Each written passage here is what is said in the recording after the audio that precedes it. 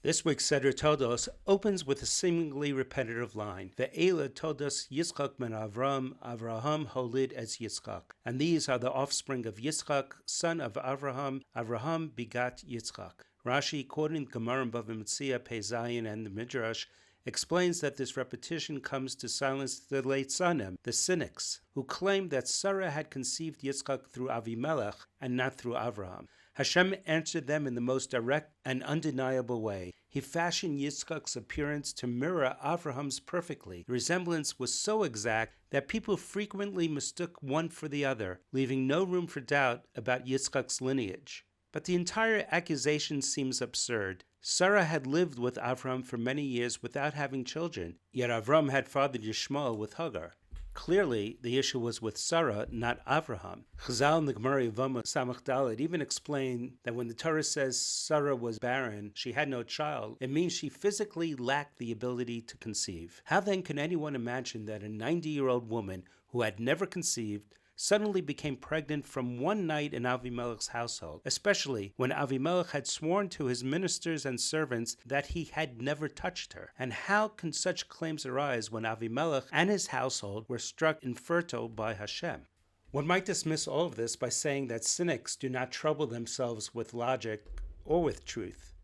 Yet the fact that Hashem intervened by miraculously reshaping Yitzchak's features suggests that the matter was not dismissed lightly. Some commentators note that the Leitzanim may not have meant their claim literally. Rather, they insinuated that Sarah conceived because of Avimelech.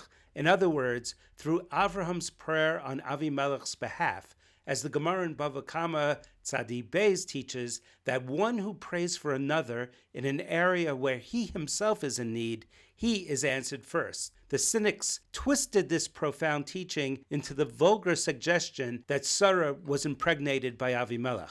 Still, this explanation raises questions. How does Yitzchak's physical resemblance to Avraham refute a claim about prayer? Additionally, Reb Shmuel Dov Asher Bixfetzer, may his merit protect us, asks in his Sefer Nos Desha, does Hashem perform miracles merely to silence every cynical fabrication? He further wonders why this episode is recorded here in Toldos, rather than earlier in Vayera at the time of Yitzchak's birth. Interestingly, in Vayera, Rashi, citing the Gemara in Bava Metzia, Pei Zayin, tells of a different rumor, that Yitzchak was not Sarah's child at all, but an abandoned infant whom Avraham and Sarah had adopted. To counter this lie, the nobles of the nations were summoned with their infants, and Sarah then nursed Yitzchak and all their babies. The truth was made undeniable. Once that falsehood collapsed, the Leitzanim devised a new one. Yitzchak was indeed Sarah's child, but not Avraham. So why does the Torah address this ludicrous claim decades later, when Yitzchak is already 60 years old, married, and a father? Reb Shmuel Dov Asher Bixfetzer explains that the lie about Avimelech being Yitzchak's father only began spreading once Esav was born and his nature was revealed. Esav grew into a violent, deceptive, aggressive person. The Leitzanim seized the opportunity. How could someone like Esav come from Yitzchak? Clearly, Yitzchak can't be Avraham's son. Even Yitzchak and Rivka themselves begin wondering how such a child could come from them. The Midrash also says that Avraham once feared that maybe Avimelech had violated Sarah. So Hashem removed every doubt by making Yitzchak look exactly like Avraham, and in doing so, Hashem settled the matter once and for all. We live in a similar world today. There are Leitzanim who deny the Jews' connection to the land of Israel. These critics insist that we are imposters, manipulators, colonizers, not the heirs of Avraham, Yitzchak, and Yaakov,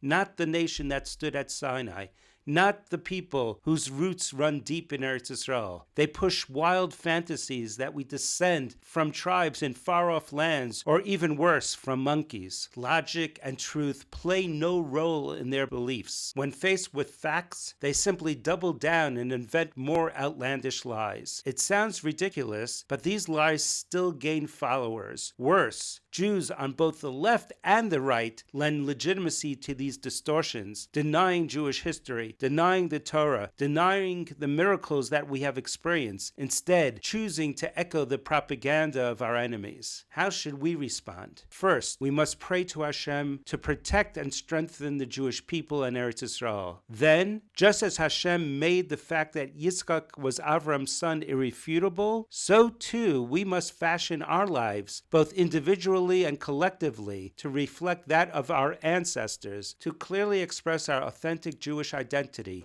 to root our lives in Torah, to live with spirituality, godliness, moral integrity, and holiness. We must live our lives so it is unmistakably clear that Avraham holid as Yitzchak, that Avraham begot Yitzchak. When we live that truth, the Shekhinah, the divine presence, will rest among the Jewish people in Eretz Yisrael. Shabbat Shalom.